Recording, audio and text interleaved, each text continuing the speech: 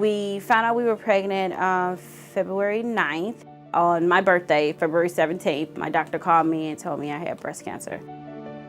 Through the whole process, my thought in my mind, I'm like, I gotta remain strong for this little girl. She's gonna be my prize. When I seen my OB, they was like, so we found a few things wrong with Ari's heart.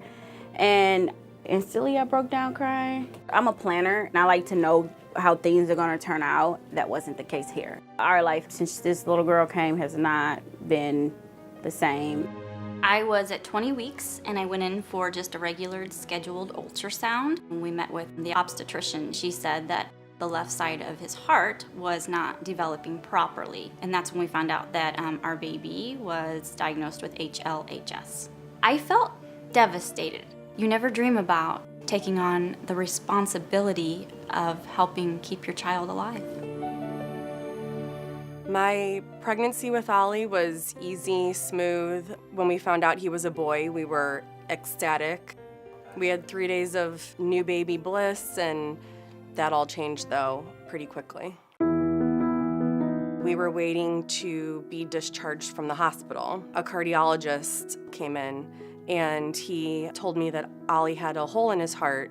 Ollie was diagnosed with what was thought to be a pretty simple fix, CHD. Is something that could not require surgery, could be a simple repair. Unfortunately, it did require surgery. After Ollie's surgery, he was eating better and things were going well. He was able to play, he was able to just do normal things. You're obviously a little bit more cautious, but for the most part, outside of some just like question marks and doctor visits and stuff like that, have a fairly normal life with Ollie. We went in for his 6th-month post-op check, and that's when we found out that his heart rate was half of what it should be.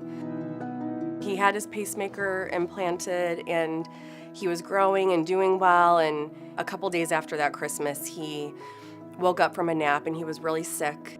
He went into cardiac arrest, and the doctors were able to stabilize him enough to put him on a life support machine called ECMO.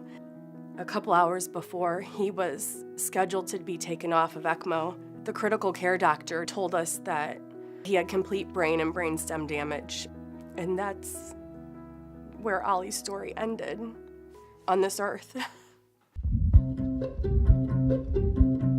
At the Fetal Heart Center, we're so focused on the medical side of things, we tend to forget how they're doing emotionally. The first couple weeks, which is very emotional for me, I broke down like every day. It's very exhausting. I don't feel as though I'm ever rested or at ease. You're kind of just trying to keep your head above water. Even when things are going well, there's always an underlying worry or concern that things are about to take a turn. We will take care of their baby, but we also want to take care of the mother and father. Surrounded by angels. Each bead is a certain procedure or a certain stick, something that she has gone through since she's been here. I sometimes look at it as like, oh no, look at all the things she's been through.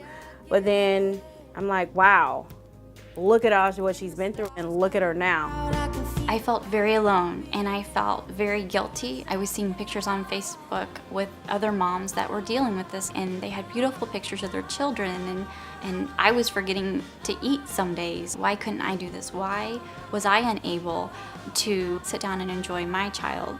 I didn't realize how much she was suffering at home, and I felt guilty that we didn't recognize that and that we didn't provide any support for her. We're there to normalize their feelings and tell them it's okay that you're feeling like this, but that it's not your fault, and you do deserve time to focus on yourself. Your baby needs you to do that. There are not a lot of practitioners who have experience with perinatal mental health disorders, and for those that do, because there's such a small number, often the time to get to see a provider can be very lengthy, and when we're talking about infants, we don't have a lot of time to waste. Our Heart Center dedicated perinatal behavioral health specialists will be able to provide emotional support, coping skills for families who've been diagnosed with a congenital heart defect, whether that's prenatally or postnatally. Making access to care as easy as possible, we think, is the way to increase likelihood that parents will actually get better.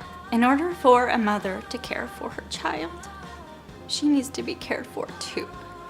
And so I'm excited for other mothers to have the benefit of something that I didn't.